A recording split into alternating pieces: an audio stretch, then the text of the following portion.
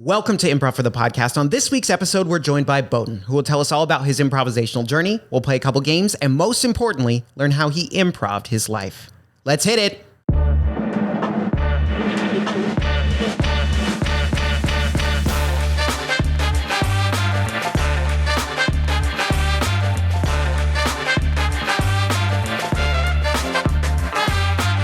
Welcome to Improv for the Podcast. I'm your host, Michael Lee Evans, and tonight I am joined by the incredibly talented bicycle rider, man who has excellent taste in film, Bohdan. That's our studio audience clapping tonight. I just want to say, you filled out that Google form for me. The two movies you listed, Good Will Hunting, Social Network. Right. Those are amazing movies. Yeah, probably a little bit random, but... Nah, not random at all. I mean, Social Network, that's a movie I've probably gone back and watched. I don't even know how many times. Nice. Just because it's still, Facebook is still a part of our lives. Yeah. And seeing that movie, you can still watch and it's, still relevant. Yeah. But how you doing tonight, Bohdan? I'm doing great, man. The weather wasn't as good as I expected. Yeah, I know. Other than that, I'm feeling chilling, yeah. Yeah, that's awesome. I know. It's coming over here. I was hot in my part of town today. It was like 87 degrees. Yeah. I was sweating. And I come over here and I got cold. And that's just, we need to figure out what time of year it is. Is it winter? Is it spring? Is it summer? I don't know. Yeah. But as we're getting started tonight, Bohdan, can you tell me a little bit? How'd you find this place, old IFTP? How'd you get here? Yeah, it's actually a funny story because I was doing something nobody does, scrolling TikTok. Yeah, no one ever. Right. I've never done that. You gotta have fun. Yeah. And I was just like trying to figure out the ways how I can improve my communication because English is not my first language.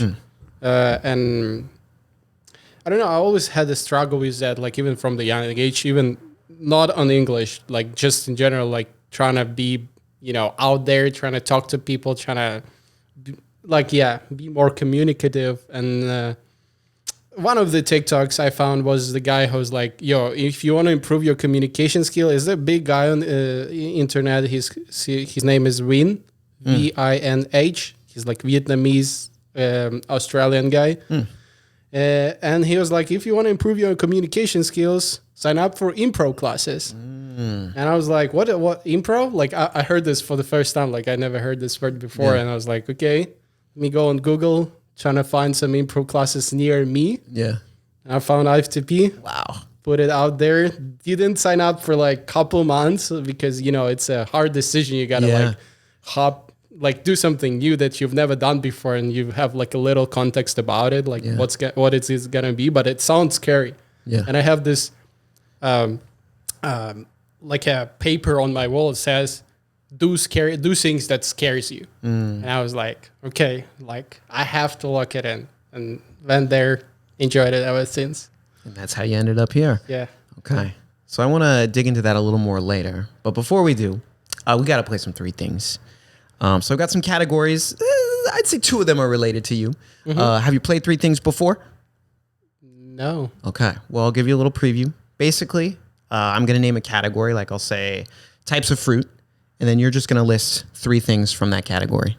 Okay. Yeah, and that's pretty much it, and then we'll move on to the next one. Okay, it's like an improv game? Yeah, it's like an improv game. Okay. All right, yeah, it's pretty easy.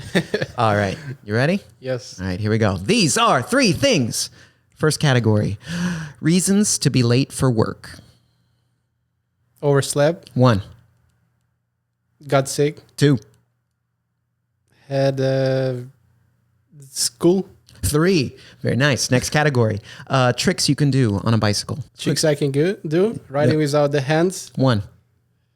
Stopping, like drifting a little bit. 2. And maybe trying to jump on for a front wheel. 3. All right, last category. Things that make a good story. Good question. Considering the book I read.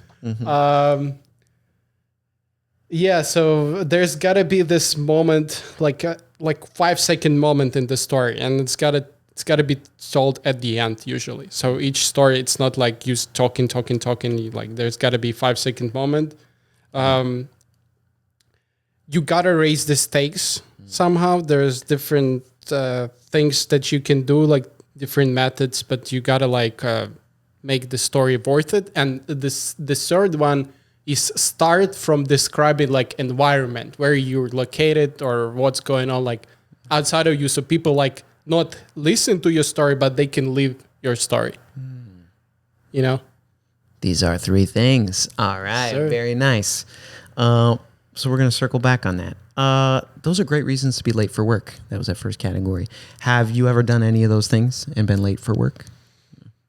Yeah, but luckily I didn't have a work that I like. I always had a free, schedule in terms of when I can start. But yeah, sometimes I was like late because I blame myself on like those reasons. Yeah, things happen. Sometimes you do oversleep. Right. Forget to charge the phone. Alarm doesn't go off. Yeah, those days. Yeah, it happens. That second category. Why do you think I asked you about tricks you can do on a bike?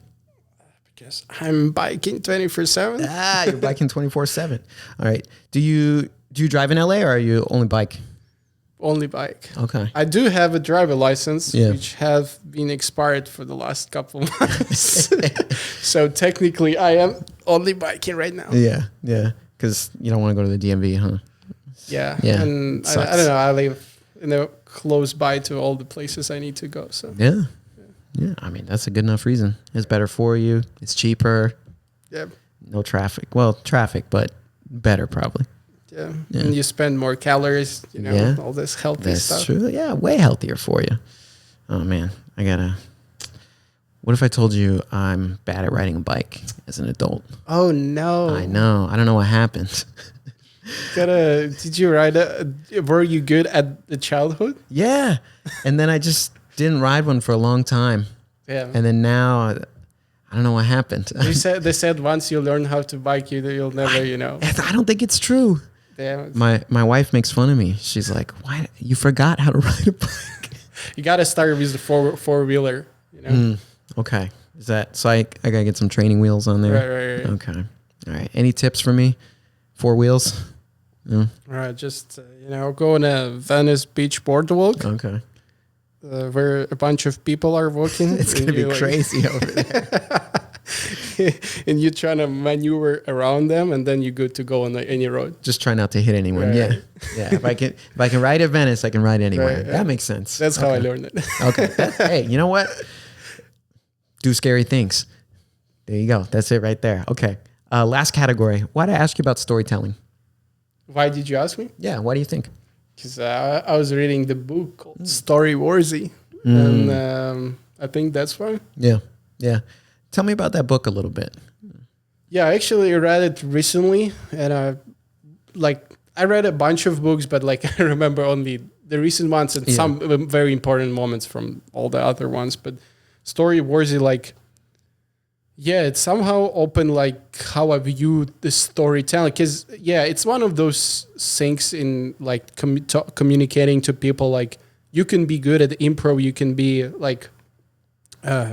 be out there and know how to joke, know how to do some creative things, but sometimes you people just want to hear a good story, and even you stand in front of a couple of people talking between each other, sometimes you can jump in, and if you have you have a good story in mind that you can capture their attention and probably be an interesting person around them. So I started reading that, and pretty good advices, honestly. There's one exercise that you got to do. It's called Homework for Life. I haven't started that, but I have very big to do after I finish with my work. But basically, it's every day. It sounds crazy, but every day you spend 5 minutes remembering the most story-worthy moment of your life. So basically, let me fix my hair. You're good. I'm not sure how. So 5 minutes, remembering about your story words and just writing a couple of notes about it, couple sentences. And you don't have to write the whole story from start to end, following all those steps, but you just I'll bike today, and let's actually remind. Do you have a story for today that you can tell? Oh, for today. Oh man. Just something smaller, something unusual maybe. Yeah. What was unusual? Oh man, you're putting me on the spot. Yeah, and I'm thinking about mine. Yeah. I'm thinking about mine meanwhile. Let's see.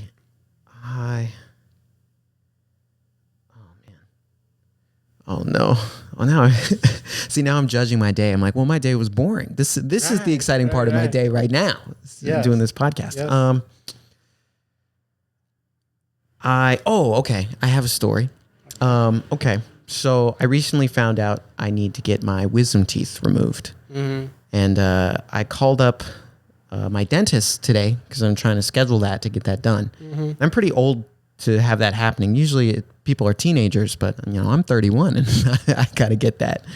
And they told me that my dental insurance, they said, oh, those teeth have already been removed, so we're not going to pay for your surgery. But that's not true. The teeth are still in my mouth. They still hurt everything. Yeah, so I don't know where they're getting their information. They said I've already had the teeth removed, but that's just not true. So I've been thinking about that a lot because I don't know what's going to happen now because I don't want to pay for it. It's expensive. So I got to solve that. That's a problem I'm in the middle of right now. Right. So the title is going to be insurance companies. Yeah. The insurance fraud. I don't know. Right. They said my teeth have been taken out, but they're still there. All right. What's your story? Yeah, my story is probably going to be about this podcast. Okay, there you go. I'm going to cheat a little bit. So, right, but hey, this is the first time me being on the podcast. So I go. thought, at least it's going to be some experience. Yeah, it's going to be some experience. So the story, we're writing it right now. Right. In the middle of it. That's a lot of pressure. Okay, we got to have that 5-second moment, setting, and we got to raise the stakes. Okay, I'll do my best to help you get those things. Yes. All right, Bohdan. So I want to talk a little bit about why we're here tonight. You gave us that introduction about how you found this place. Scrolling on TikTok, someone mentioned improv, and you were like, I gotta start improv. So I want you to take us back. So you had never, before that TikTok, you hadn't heard about improv before. No, I've heard there's some type of acting classes. Obviously, everybody heard of that. Yeah. But probably I never heard of improv as it is. Yeah. Were you ever growing up? Were you interested in performing, acting, singing, anything like that? I was a performer. You was a performer. What did you do? I was playing the instrument. Oh, what instrument? It's called bayan or something. Do you know accordion? Yes. So bayan has knobs inside instead of piano. Stuff. Okay, instead of the keys, it's got knobs on there. Yeah. So I played that a bunch and performed on big stages and stuff like that. When I was less than 16. Okay, wow. So you were really young then. Yeah. Oh my gosh. Okay, and do you still play or not anymore?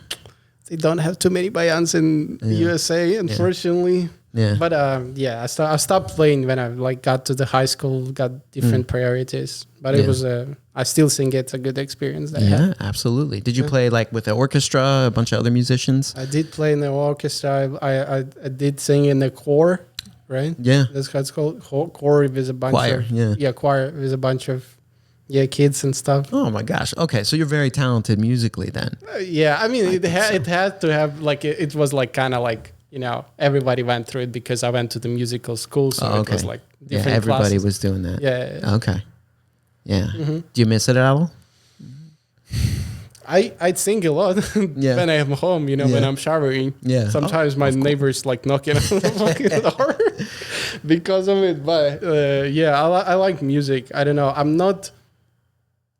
I would like to be on stage doing something eventually. I think once I started doing improv, it kind of reminded me of those days back in the day, when there's an audience and you have to kind of do something. So that was funny, but specifically playing instrument, probably not for now.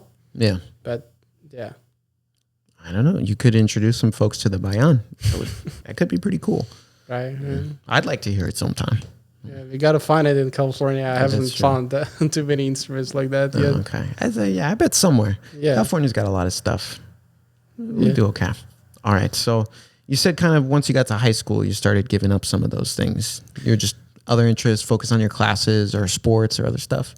Yeah. Okay. I started focusing more.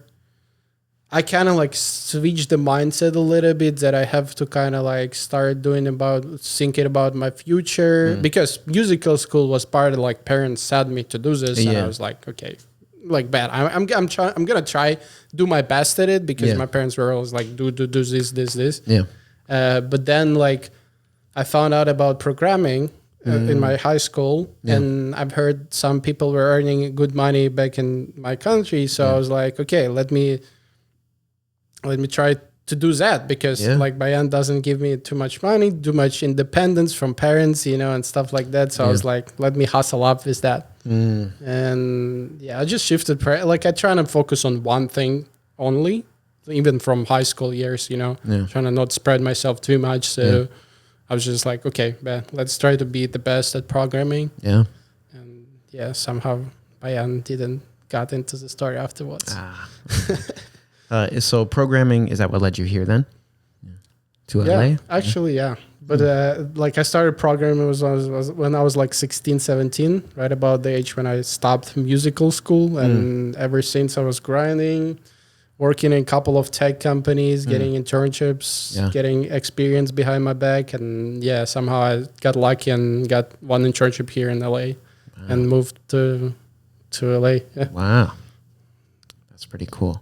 I used to be a middle school teacher, and I taught computer science to kids and robotics. Yeah, so I know a little, but I'm not the best programmer. That's cool. Yeah, but I know a lot about a little. I know. You're still a programmer for work, I assume. No, not anymore. You've moved on? Right. No. Oh, okay. Next stage. Yeah. Maybe you became the best and you're like, nah, I'm good. Right. That's actually what happened. Yeah. Oh, okay. Yeah. What were some languages that you worked with mostly? I would say I had two stages. I was developing Android applications because that was kind of like popular in like I worked for the freelance company and we got a bunch of orders. So I was like doing that. So I used Java and Kotlin, which is like more newer. Yeah. And then I switched to machine learning, like AI stuff, it's got hype even from back in the day. I was like, okay, I'm going to try to develop next AI thing. And it sounds more interesting, like more math and stuff like that. So it's Python and all this libraries for that. Yeah, got it. Okay. Yeah. Okay. I know a little Python. I know a little Java. So I'm ready. No, no, not quite. Now you don't need anything. You just need to know how to prompt in ChatGPT. That's true. It's crazy. Yeah, ChatGPT can. It's crazy. I'm sure have you seen that impact a lot of the work that you do? And just kind of the programming space in general. Yeah, right now I'm managing some of the programmers, and I use like sometimes if I need some script or something, I just ask ChatGPT, and I'm like, it's very easy. I don't know, like I imagine if I was like working 5 years ago, I had this ChatGPT in my hands. Oh my god, like I can do everything right now with AI. Yeah, everything. It would be a lot easier than having to come up with all of it yourself. I imagine. Go into Stack Overflow. It's a common website where a lot of developers ask for the this error, and everybody's commenting. Okay, try this. Try this. Yeah, all the different solutions. right. And now you just ask ChatGPT, and it's like it gives you the answer. Like it doesn't work. Okay, try this. And you eventually figure it out. Yeah, it's pretty good. I work in IT, but we do mostly like PowerShell and batch scripting.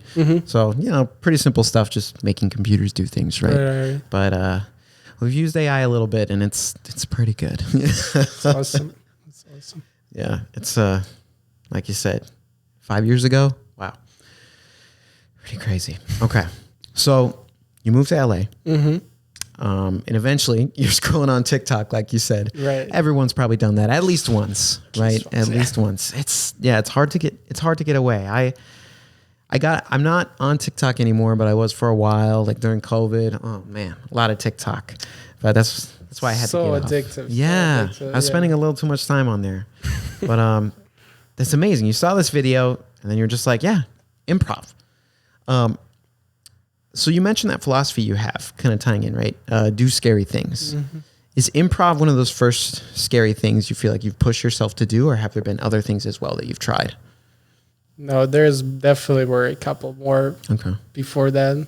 Yeah. But it's first time when I like put this. No, it's actually, yeah. I used this psychology back in my mind like for a bunch of years, but improv was like one of those things that I was like, what am I, why am I doubting this? Like, am I afraid of it? Probably yes. So that's why I don't go. So let's just do this because do scary things, Yeah.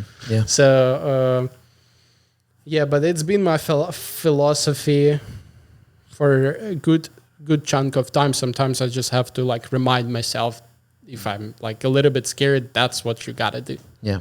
All right. So what are some of those other things you've tried that were scary?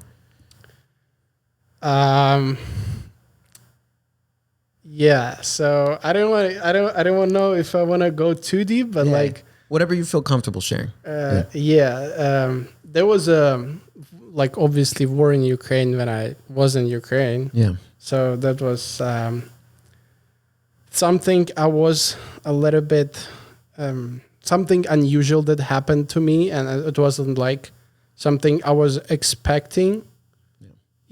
Because sometimes like when you go through like improv or thinking about doing something, like it's your will. You can not do this and it's going to be fine. War was like, it happened and you got to do this. You got to change something. Like there's no way.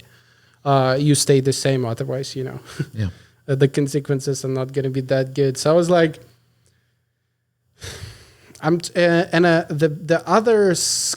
Yeah, so I was trying to like leave the country basically because of the war, because like I was trying to go to the West and like go to Europe somehow, like get out there, and yeah, it was like very hard to leave the country back then because they closed the borders, they didn't let men especially go out. So I was like, damn, like I gotta find the solution. There's no way like I'm going to be sitting here for the rest of my life. So this is one of the things that I had to overcome.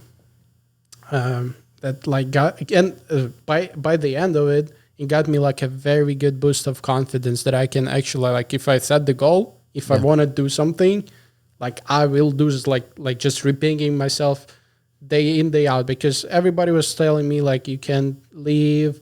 There's this and that, like you gotta, like, you gotta just stay calm, don't do, and it's like, especially parents, friends and stuff, like on the internet, people were chatting, and I was like, nah, like I just want to get out of here and possibly get to LA at someday. So, and you did it. You're here. Right. Yeah. Right. So it was a great moment of doing scary things. Yeah. And it was that internship, right, that got you out here. Yeah. In internship, it's probably I should have mentioned that internship happened before the war, so I was like already trying to do something like, let me apply for U.S. companies. Like nobody did that in Ukraine, you stay in like I was trying to scroll in the chats, like go to the forums. I was like, no chance you get internship. Like nobody's like relocating people from Ukraine to like U.S. And I was like, damn, let me just apply for 100 companies and see what's going on. You have like, to try, right? Right. Yeah. And like, that was my like goal. Getting too emotional here. It's all right. That was my like very big goal, and somehow it didn't happen eventually. Yeah, you made it happen. Right. Like you said, you grinded, you worked on your programming, and I think that's what led you to be here, right? You gave yourself that opportunity. Right. Yeah. Right. Just too many trials, and worked on my English as well. That was important part. Yeah. Definitely. And now you're doing improv too, to continue. Right. Yeah. Wow. Okay. So taking it back to when you started here, you've been at IFTP for about 6 months. Is that right? No, actually been longer. Longer than that. Yeah. Okay. But I did take a long break. Like I think I was like 6 months, 6 months break, 6 months back. Okay. All right. So thinking back to your first, let's say, month or 2 months of classes, what were your first impressions like? Because this is your first time doing improv. What did you think of the whole thing? Scary. Scary. I'm so bad at it. Like, please, I don't want to do this. I have to do this, but I don't want to do this. Like, so many, like, not like right now, I'm not thinking about embarrassing moments. Like, I completely changed my mindset. But like back then, you coming out, oh my God, that was embarrassing. Like, I shouldn't have said that. Like, oh my God, I'm so bad at it. There's so many people better than me. And you start, comparing. And, that was a definitely great experience because like every time I got out of class, I sat on my bike, went home. I was like just thinking about all those moments and that like, but I learned probably a lot from that, from having those moments. So now I can, do my best. Yeah. Well, and you kept coming back too. Like you finished that first month and you signed up again. You didn't quit on it. Yeah. Which I think is the biggest thing. You kept coming back, kept working on it. Of course. Yeah. Whose class did you start in? That's you. Right away. Away. Yeah. So have you been in Matt's class the whole time? Yeah, I've been a couple of times on the. Yeah, I didn't change this, but sometimes we had like a how it's called like a change. Like the substitute teacher. Yeah. And Matt wasn't around, so I think I had a couple different teachers here and there. Yeah, like Benjamin, Ava, or Jamie, Liam. Yep. I'm trying to think. Gavin. That's pretty much everyone. Yeah. Me, no, I don't substitute too often. No, I teach a different class, a sketch comedy class. Oh, okay. I don't know if you heard about that one. I've seen it on my email list. Yeah. I think we just sent out an email. It's only usually like 2 times a year. Yeah. Because it takes a lot of work. That's why. But we're doing it in May. Not to shout out my own class, but okay. Yeah, that one. Yeah, we like everybody writes like little sketch comedy pieces, and then we put it into a show and perform the whole thing. So we do like costumes and props. I saw those photos. Yeah, that's funny. Yeah, that one gets pretty crazy. That's why it's a lot of work because we have to write stuff and Who writes stories? Like you? Everyone in the class. Oh, okay. Yeah. And you like kind of discuss, brainstorm those. So we make them better and then we perform them. Nice. Yeah. Nice. So everyone in the class gets to write one thing for the show. Okay. Yeah. So usually we have like 8 to 10 people in it. And who decides like who's gonna play each role? Whoever writes it. So if I write the sketch, I pick who's in it. So I say, okay. Yeah, you can put yourself in it. You don't have to put yourself in it. You can pick other people in the class. Got it. And each sketch is like each separate scene. Okay. Yeah, they're all different. Nice. Yeah, we've had some pretty crazy ones. There was a seahorse that gave birth. That was a sketch. And I don't even know. We had one that was at Trader Joe's. We've had one as a podcast about moms. I don't know. That was a lot of stuff. We've done it a few times over the years. Podcast about moms. Yeah, podcast. The Momcast, I think is what they called it. It was pretty funny. I don't know. There's been a lot. There was a restaurant where they dipped the people's faces in wine. That was pretty fun. So you had to bring like the real wine. Yeah, we had a huge bowl and then put it right in front of the actors and smash their faces in there. It was cool. It was cool. That one was fun. Okay, we're getting off topic. All right. So IFTP, you were scared, but you kept doing it. You kept showing up. Were you one of those students, like at first, you wouldn't want to get up and volunteer? Like you'd kind of wait to start the exercises, or would you just get up there? I would get up there, but not the first one. Yeah, not the first one. Because I couldn't do the last one because I still had this thing in my mind, do scary things. Yeah, so I had to like jump in at some point, even if it's scary. But like first one is brutal. yeah, it is. Because then you're like, well, I haven't seen anyone else do it. Right. You know, so, I don't know. So maybe going in the middle, that's usually a good spot. Yeah, I feel like. And you have this logic, like maybe I can learn from someone's mistakes or I can think about it a little bit so I can perform better. Smart. I like that strategy. I usually do the same when I was in class. I started in Wednesday class too. Right. When I started here. Yeah, and it was, you can go in the middle. Good group. Yeah, okay. Sometimes right now I'm trying to jump in like first, like 50% of the time, just to experience something new. Like obviously nobody done it, so let me try to get first. Yeah. Okay, all right. I also know that recently you've done 2 improv shows, right? That's right. When was the first one? Last month. Okay. February. Oh yeah, we had a ton of shows in February, right? Okay, and then you did one in March as well, right? Just that was like a week and a half ago, maybe. Yeah, something like that. Pretty recent. Okay. What was your experience like in that first improv show? Yeah, it was a little bit stressful, but I tried not to stress too much. I got like on the first, and actually on the both shows, I got like tennis matches before that, like on a sunny day in Venice Beach, you know, like just like playing some paddle. Right. And then I was like 1 hour before I said like got home, like maybe got some shower, got on the bike, like go on the improv show. Wow. Okay. So just like, you know, the most chilled way possible, like not to stay relaxed. Like, you know, in the flow. And and once I'm out there, a little bit scared because they put you in this green room, you know, like all those people like talking about everyone's stuff. Nervous. And you see this screen where they see all the audience. The show the audience, how many people are going to be out there. Yeah. And but once you're out there, I'm just trying to be locked in and like focus on how I can make it better, even better, you know, like make people laugh or just, you know, all those basic strategies of improv or something that you come up with and you really want to put yourself out there. I don't pay too much attention about like all my nerves or something like that. Just trying to perform as much. Yeah, that's good. Do you think it's easier to do improv in a performance or in class? I actually think it's easier on the stage. Yeah. Why? Yeah, because you get more reaction from people and it feeds you back and you're like, okay, that's funny. Okay, let me focus on that. Or it's just, okay, you like some of the things I'm saying. That boosts my confidence. So I'm like, you know, can go further on that. And in the class, sometimes it's also cool because you still have some audience. But I remember we were practicing once before the show and there was like no audience. Yeah. So it felt like, really, am I telling? It's terrible. Right. So I'm like, is my joke really that bad? Like I was thinking like, damn, it's going to be so much. And then I remembered that like there's no one to laugh. Yeah. Because everybody is focusing, you know, on clappings, like go next scene, Thinking about their thing. Yeah. Yeah. Oh, so man. no audience. That is tough. That rehearsal before the show is always, everybody is like, are we good? Should we be doing this? Crazy. Yeah. Do you have some favorite short form games or exercises that you like to do? I don't remember too much of them. Like I just listened to what Matt says and I was like, okay, like I couldn't even name them. So that's all right. You just do whatever Matt tells you and you're like, and don't be scared. Right? And let's roll it. Yeah. Yeah. So since you started classes here at IFTP, how do you think you've gotten better as an improviser?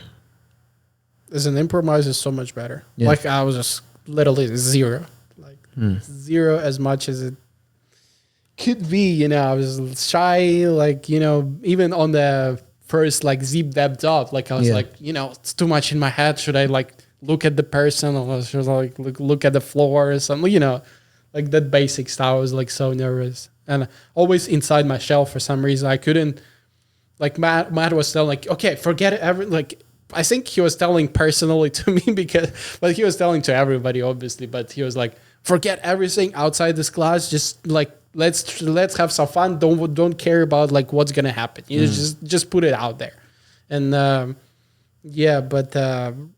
right now it's like I don't have those moments when I'm like too inside my head. Like I'm actually vice versa. I'm trying to be like as fun as possible. You know, trying to come up with something new every time.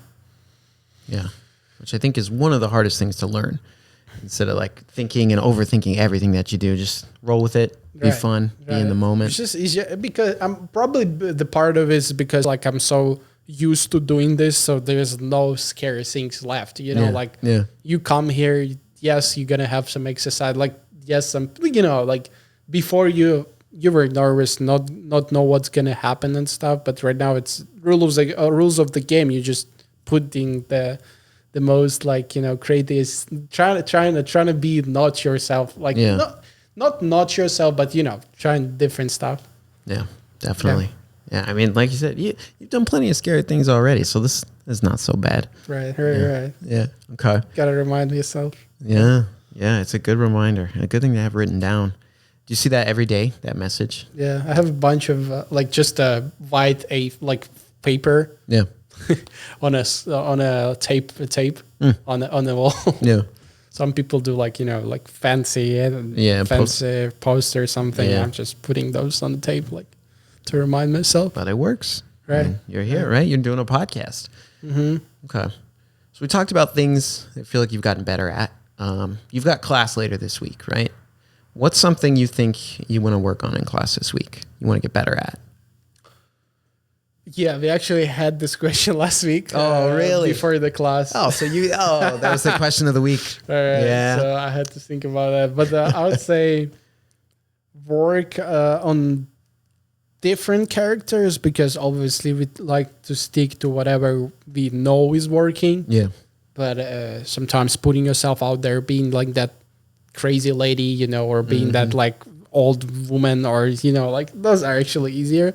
But, something like trying to play with emotions a little bit, with the face as well. I know there's one guy, Craig, in my class, like a tall guy. Yeah. And he's so good with like facial emotions. He's like, like doing this.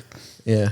Like I have to practice that in front of the mirror probably, because I'm not sure whether the emotion that I have in my head that I'm showing is actually what my face is doing. You might be thinking it. Right. Yeah. So maybe like work on camera or something. But okay.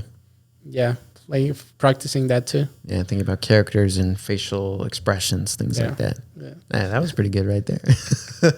Hopefully. All right. Well, I'll get you a mirror. We'll see. We can practice some later. Yeah. Or I'll watch the recording. Oh, there you go. You can watch it back and be like, oh, that was good there. That was good there. 30 minutes in, I really liked what I did with my face. So probably I didn't like what I do, never do. Yeah. You're like, never touch that. Okay. So I know you started out coming to improv because you wanted to work on your communication. Do you feel like during your time here at IFTP, you've been able to get better at your communication? And have you seen other things have you seen what you've learned at improv affect other areas of your life? Yeah, 100%. 100% communication. Because I listened to one podcast actually with this guy recently. And he was talking about he was mentioning improv once again. And he said each communication is basically like improv. If you think about it, you never know what this person's going to say. And then you gotta react, or yes, and maybe yes, but if you are bad at it, you gotta do some response back, and gotta do some improv back and forth. So probably, 100%. That improved a lot. And sometimes I'm still working in it. I'm not as great as I want to be in the improv and communication yet. And sometimes I'm even in the group of people, and I noticed some people they have this, they always tell the stories or tell some funny jokes or something. And before it used to be okay, I'm just gonna listen and I'm just gonna react, which is cool. But then at the same time, you gotta realize that this all improv. You can jump in any moment and be leading this conversation, be like this guy who's talking all those stories and stuff. Yeah. It doesn't have to be that way that you just answering the questions if someone is going to ask you, You can be that guy who is asking questions, everyone, putting, that's so I want to improve so much in this game. And I think improv is helping me a lot. Is that because we also have a scenes with multiple people, and you sometimes, especially on the show, on the stage, and not just obviously someone is talking. If you want to take the attention, you just got to be the louder person, throw your jokes out and, see what audience react or doesn't react. And you because otherwise if there's a bunch of people there, you can just stay in the corner. Nobody is going to care about you. Everybody is going to be, listening to them. Yeah. So it's all very relative to each other. Yeah, a lot of opportunities to step in, right? Like you said, not just listening and reacting. Let's say you're in a big group setting, right? You can be the person telling the story. You can be the person adding on to the story that someone else is telling, right? There's a lot of opportunities, just like on stage and improv, right? Group scenes, you don't want everyone talking at the same time, but there's a way for everyone to add into that scene. Yeah, or you can be doing your own thing, and everybody's what's this guy's? What's he doing over there? Wow. Okay. All right. So thinking about, let's say it's March right now, right? We got a lot of year ahead of us, right? A lot more 2025. So you've been doing this improv thing now for a little while, on and off. You've done a couple shows. Is there, whether it's an improv, any other type of performing, or any other scary thing you're interested in trying or doing this year in 2025? Whatever opportunity comes to me, I wouldn't reject it. I want to be a little bit personal, but and so one of the reasons I started improv, I started in communication skills and stuff like that, is because to find girl or getting girls and stuff like that. It's a good way to meet people too. Right, right. Building, getting a relationship and stuff like that. So that was always my scary part.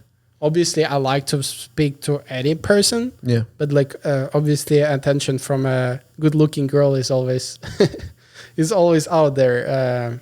So yeah, that's been, I don't know, getting a better at dating. Yeah. That confidence, right? Yeah, the first dates, being an interesting person. But that's ongoing, yeah. In terms of scary things, if I had, probably jumping off the plane with the parachute. Oh, skydiving. Skydiving, yeah. You want to do that this year? Yeah, I hope so, yeah. It's going to be the next step. It's not going to be the next step. Okay. Probably in my adrenaline journey. Okay. For sure. Okay. I like the sound of that. That's something I want to try as well. I'm a little, makes me a little nervous jumping out of plane. Yeah. A little. Yeah, a little. I've been in a plane, never jumped out of one. Damn, you've been on a plane? Never been on a plane. How did you get here? It's like on a boat, on a bike. On a bike, on a boat. Wow, that must have taken a while. Pedaling around the boat. That's a lot of calories, though. Yeah, at least I can tell I got to California by the bike. Yes. From Europe. Probably took a few weeks, but oh my gosh. Rode across the whole US. Yeah. It's a long way. Or I crossed Russia, you never know. You went the other way. Yeah. Oh, that's also a long time. And it's cold. Yeah, I did this during summer. So. Oh, okay. Smart. That's a good plan. That's a good plan. I'm going to go back to one of the things you said. Honestly, okay. Improv, I think it's definitely a good thing that can help with that, speaking to people. If you see someone, you go out to a bar, right? You see someone you're interested in. Improv, the whole thing is that you're used to getting up, doing something, not being afraid of failing, getting rejected. And that's what dating is, right? It's scary to go up to people and try and talk to them. Yeah. You see someone, you think they're attractive, but if you can do improv, you can do that. I think improv's harder. For sure. Because they're a stranger. If they say no or, don't want to talk to you, it's, they're missing out. Yeah, actually, yeah. And you can use some strategies from improv. You don't have to be this boring, why, what are you doing here? You can start from a joke right away. You can start from fucking something, drinks are not allowed in this bar. Yeah, you can say something funny and that'll catch someone's attention. Right. Yeah, I think it's a good idea. It's a good way. Tried that recently. Yeah, there you go. At least, you're trying stuff. Some people just say the same boring things. Or I don't know if you've ever been on the dating apps before. And then, I remember being on there and people, hey, how you doing? It's boring. But if you're trying stuff and, being funny and different things like that, that's going to catch people's attention. Yeah. You just have to find the right person. So I think you're doing the right thing there. You got to put more practice in. Yeah. You got to put more practice in. I mean, it's scary to approach any stranger, especially one you're interested in. So I respect that. Not recently, actually. Recently I started, I don't know, it's introvert, extrovert thing. Maybe I was thinking that I was introvert for all my life, but then I was like, am I actually not too bad at, people talking to people and stuff? So, right now I'm depends on the mood also, but I'm feel more interested approaching the person than not approaching the person, especially if I'm seeing that person does something like that I'm really curious about. Yeah. Because before I was like, that's curious, like not gonna ask anything about it. Just keep it in my head. Like, why would I start the conversation? And right now, like, okay, if I see really something like the car that I want, or, you know, like person is talking about the things that I'm doing on a day to day, I'm like, yo, like you're doing this? That's actually cool. Like I'm doing this too, you know, like no hesitance at all, you know, and if I have like a specific goal in mind, then yeah, I would walk up to the stranger and talk right away. If I have a joke to throw in that I've like think if it's really funny, I would probably do that. But if I don't have anything, that sometimes it gets a little bit scary. But as an improv, you gotta come up with something. Yeah, you'll come up with something. There's gotta be some way. Yeah. It's gray spacing, right? Right. Yeah. It's the term, even when you have nothing, there's still something out there. Yeah. You just gotta find it and hope it comes to you. Yeah. Oh man. Yeah. I'm just thinking about walking up to people. Scary. That is scary, man. Yeah. Yeah. Yeah. Nah. Is it scary for you? Well, I'm married now, so I don't have to do that anymore. Yeah. But like in terms of strangers. I mean, not so much now. For my work, part of what I have to call a lot of people, just total strangers, and, you know, and they're always like, "Why is this guy calling me?" And so that helps because I just have to do it. You know, I don't have a choice. It's my job. So as I've gotten older, no, I think I'm kind of like you, where I used to be an introvert, and as I've gotten older, doing improv, things like that, that's made me a lot more extroverted and better to talking to people. This podcast, I've talked to a lot of strangers. Yeah, I could imagine that improved your skills a lot. Yeah. Well, and I chose to do this, right? I said, I want to do a podcast. So that gave me the opportunity to talk to a lot of really interesting folks. Oh, yeah. Yeah. So I guess it's not so scary anymore. Yeah. No, yeah, I guess it's not. If I think about it, I think it used to be, or I used to be scared to talk to people. Yeah. Yeah. Maybe the only thing, I'll tell you this, the only thing I'm not good at is like, you know, when you go to a restaurant and you order something and then like maybe they get it wrong or something. Yeah. Sometimes I just feel bad and don't say anything. I'm just like, it's fine. Like they get my food wrong or something like that. Yeah. And that's just more, I used to work in food service, so I don't want to cause trouble for them, you know. And that's really all that is. But you know, you paid for it, you ordered something, you should probably get what you paid for, right? Right. So that's the one thing I could do better at that. Does it happen too often or what? Look, Bohdan, let me tell you, I have some weird luck when it comes to like ordering, like delivery situations, ordering food at restaurants. Man, yeah, so I should maybe speak up a little more on those things. There was one time, man, I ordered a pizza and they delivered it to a house. They put it somewhere across the street, just like on someone's wall at their house. And I went outside. I couldn't find the pizza. I was looking everywhere. So then, you know, I called. It was like Uber. And then they were like, okay, we'll send you another one. But then the original pizza showed up at my door. So now there were two pizzas and one was like 2 hours old at this point. It was weird. I don't know, man. I got weird things happen. I got a box the other day. It looked like someone punched the box to open it up. It's just like, and then I found it at my door. I was like, what happened? Was it pizza too? Or? No, it was a sweatshirt. Yeah. It's just, I don't know. I have a lot of weird luck that happens. So that's an area I need to work on a little bit. Yeah. I did a drive-up order at a grocery store last week, and I pulled up, and they were like, oh, sir, someone already picked up that order. I was like, what? But I just got here. And they're like, no, another white car came and picked it up. I drive a white car. So look, so I got to speak up there a little more. Yeah, definitely doing some support tickets. Yeah, man. Now I don't. Yeah, you put me off on a whole tangent. Basically, I have really bad delivery luck, and I speak up for myself more. That's what it is. To every delivery guy you see, you get like, I have a very bad luck. Make sure you do it right this time. Please. I need the dipping sauce on the side, you know, or whatever that is. Okay. All right, Bohdan. I got one more question for you, and then we're gonna do some improv. All right. That's good. So my last question, I was thinking about. So you know, you've been doing improv for a little while now. What advice or what would you do to convince someone who's never tried improv before? How would you get them to start? Say you had a friend. Like, hey, Bohdan, I know you do improv. Should I start improv with you? Why? I think if I had a friend, he would probably be my age-ish.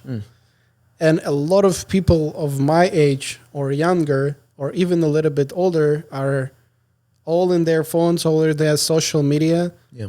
But what I recently realized is that social media don't matter too much if you don't know how to improv and how to communicate. Yeah. Like you can be the most, like right now I'm not using Instagram or TikTok too much anymore. Yeah. But right now I'm scrolling, like I've seen those like guys like, getting status, getting girls, those cool cars or like great physique and stuff. Yeah. And you're like, okay, that sounds interesting, but how are you in real life? Like, let's talk, let's try to have a conversation, because you see so many people, especially in LA, like you meet with a person, it has a big cloud and stuff. And you're like, okay, hey, how are you? Like, let's try to communicate. And he's like, very, very raw. Seems like person is not too much out there. Yeah. Yeah. So everybody, especially in this area, when I started from is since everybody's on their phones, like I think a bunch of communication skills had been lost in this generation. I would agree. Yeah. And because my father was telling me the stories that they were like out there, like always playing as a kids, they were like playing in the yard, in the backyards, and then like when they grew up, the university, nobody has a phone, so they had to communicate. They have to walk up to strangers if they want some, to meet like new people, or just like be out there like celebrating stuff. And it was boring to just sit at home. You don't have anything to do. Why you would went you out? do it? You did things, right?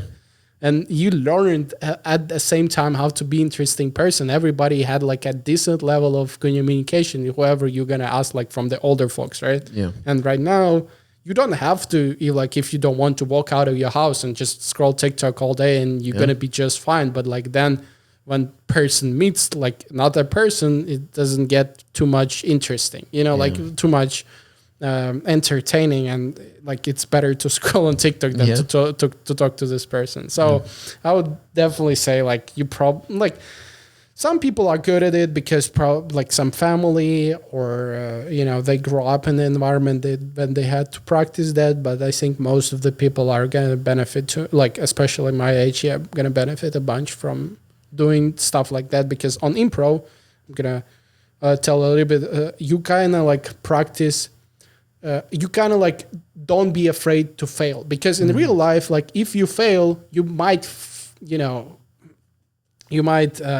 I swear? No? Yeah. You might fuck up some interaction with the person, and this might affect your like thinking and stuff like that.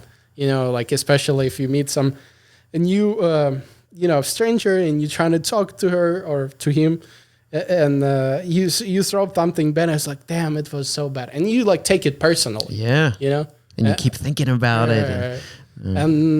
But it's not about you specifically as a person. You just don't have a skill yet to that you can capture attention, be entertaining, get the number, whatever, and be good at it. So go to improv. Nobody cares if you failed 10 times, they just practice those jokes around, see what people react. If nobody reacts, probably something you gotta some things to work on. But at the end of the day, like eventually you're gonna figure this out. I think everybody can, because it's a skill. And then and then in real life you don't have to fuck up on the real interaction. It gets a little easier. You already know what's working. So because had all that practice in improv, right? Yes. Yeah, that's Bohdan, that was a really good pitch, and I think that could get some people in the door. If they heard that from you, they'd be like, "Yeah, I want to try it." Because I think you're right. I mean, I know myself included. I've spent a lot of time on my phone, at different times in my life, and I'm now trying to do less of that where I'm at in life. I'm not on Instagram too much, not on TikTok anymore, because I want to spend more time with people and outside, and not just at home all the time. Same thing, Only use phone for work, and then trying to schedule as much things as possible out there, not on my phone. Yeah. Do stuff, just live life. Right. Right. Because We don't have unlimited time. You know? So do improv. Learn how to do life. Learn how to feel rejection. Do scary things. Do scary things. That's the motto. All right. So, Bohdan, speaking of scary things, you ready to do some improv? no. No. Oh. No, I'm kidding. Yeah. Let's go. We got one game we're going to play. This is actually, I think, going to be, it's perfect for you. Better than I realized because I didn't know you had like a good programming background and all that too. So the game we're going to play is called The Next Billionaire. And just like in the movie The Social Network, we know that Mark Zuckerberg came up with a brilliant idea for Facebook, right? And now look at him. He owns WhatsApp, Instagram, Facebook. He's very successful. Are those all good things? I don't know, but he's very successful. So in this game, Bohdan, it's going to be your job to pitch me the next $1 billion idea. But here's the thing. Your idea has to include a random object that I've chosen for you. So you're going to tell me the next $1 billion idea. And this idea needs to include a couch. So you're going to pretend like I'm an investor and you're going to pitch me your idea. It has to include a couch. Any questions that you have? No. So I have to start right away, or I can think at least a little bit. I'll let you think for a second, but then I'll do lights up and then we'll go into it and then I'll black us out when I think we're done. I may ask you some questions because I'm an investor, right? Okay. All right. You ready? Let's go. All right, here we go. Lights up. Thank you so much for coming in. I've been looking to invest in some new companies and heard your name. Thought I'd bring you in, see what you have to tell me about today. Hello, Josh. That's me. I'm Josh. Today I have a brilliant idea that I have too many investors for. Oh, there's other people involved. Yes, but I think I got a spot for you. Okay. Well, if there's other folks involved, I think I want to get involved too. Couch. Imagine couch standing in your room. It's standing in your room, but it's on your phone. Couch on my phone. Yes. That when you point it out and your phone in your room, you're going to see the couch. So basically, our idea is called Couchify. Whenever you want to put some object inside your room, you can think beforehand whether it's going to fit or not. We're using the most advanced AI technologies out there available. Oh, I like AI. Basically, the general intelligence AI stuff that we scan the whole room, and if there is a little spot for that little orange couch or white, I don't know which couch do you like the most. I like little orange couches. Those are right. Those are. I've always wanted one actually. You can put it out there right inside of your spot, but just clicking the button on your phone. Wow. And it's an app called Couchify? Couchify. Now, can I put other things besides couches, or is it just couches? Right now, we're doing just couches because this is something we want to niche down and be known for. But obviously, I like that. If we have enough of budget mentioned, we can work with other objects too. Okay. Well, I like that you have a niche you're focused on. I think couches are, well, personally, they're actually my favorite piece of furniture. So very cool. Now, here's a question. Say I put the couch in my room. Can I order the couch from the app right then and there? 100%. We have support from Amazon, from couchlink.com, and from the most important, yourgrandmascouch.com. Oh, that's my favorite couch website, yourgrandmascouch.com. Okay. I really like the sound of this app. Now, I have a few other questions for you, Martin, if that's all right. How much does the app cost? Like if I wanted to go download this app. Yes, since the cost of the couch already included in the subscription of the app, What? it's going to be $2.99 per quarter. Per quarter? Ooh, I like that. A quarterly model. Yes. Okay. Something never done before, but You're right. I've never seen that. I've seen monthly and yearly. Quarterly. Like, this is revolutionary. because nobody's going to cancel subscription for the quarters. They can cancel subscription for the months. They can cancel for the year, but for the quarter. Oh, I'll forget. Yes. Yeah, I'll sign up and forget. Yes. It'll be winter and then it'll be spring and I'll pay again. Right. And you can put that little orange couch wherever you want on the click on one button. Oh, that sounds incredibly easy. I really like the sound of your app, Martin. Now, one thing I'm worried about though. Will there be advertisements in your app? So since you're paying premium for our subscription, we decided not to take any advertisements except for yourgrandmascouch.com. Okay, so that the advertisements are about couches. 100%. Okay. We're going to keep it niche down as possible. Okay, I like that because the apps that I invest in are typically ad-free. But, if the ads are about couches like the rest of the app, I'm very cool with that. Yes. I'm very cool. And will this app be on all platforms? Yes. Android,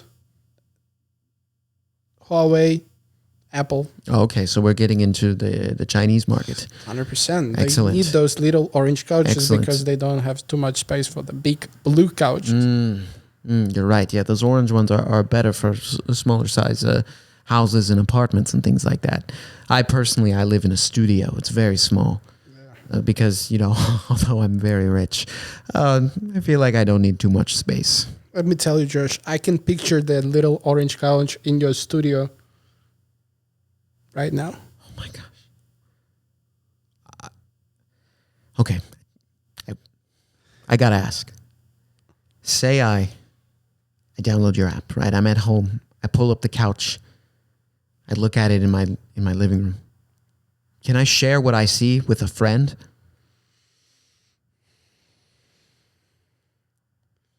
We have something for you, Josh. We have something for you. Do you have a feature for me? You can not only share, but send this couch to your friend for additional $149 a month or a quarter. That's it? That's it. That's it? I'm in. I'd like to invest. Let's lock in the deal. It's going to be $3 million for the next 4.5 months. Blackout! Honestly, I think you're onto something there with the quarterly investment or the quarterly subscription. I've never seen that before. You said that, I was like, that's interesting. Yeah. I think you might actually need to implement that. I don't know. I mean, I don't know. I don't think you're working with apps anymore, but just saying, throw that out there. Yeah, but who's going to get subscription for the couch? I don't know. Because I know a lot of apps have those like AR features, I know, but this is specific. It's couches. That's why, you found the market. So look, Couchify is a good app. So I don't know, Bohdan. I think I might steal your idea and go make it. I'm very sorry. Hey, at least give me some. At least give me some. Nope, nothing. Gonna take it for myself. All right, Bohdan. Well, thank you for playing that game with me. I often just kind of make up the games based off what I learn about the person because it's more fun. So that's why I was like, social network, $1 billion ideas. That's what we're gonna do. And I mean, it went better than I thought because you have the knowledge. You've kind of worked in that space of tech and programming and things like that. So, oh man, fantastic. All right. So before we conclude this episode, Bohdan, I want to give you the opportunity. Any last words you want to leave us with tonight? Words of wisdom? I don't know. Anything you want to say at all? Do scary things. That's going to be the words I would leave for you for that grand finale. Well said. Well said. Well, thank you so much to Bohdan for coming on this episode of Improv for the Podcast. As always, you can find us anywhere podcasts are streaming. And until then, we'll see you next time. Improv for the Podcast was created by Matt Moore and Michael Lee Evans. Edited and produced by Michael Lee Evans. And finally, presented by Improv for the People. Interested in more IFTP? You can visit us at improvforthepeople.com or on our socials, such as Instagram, TikTok, Twitter, and YouTube. Remember, new episodes are released weekly. Thank you for listening. We'll see you next time.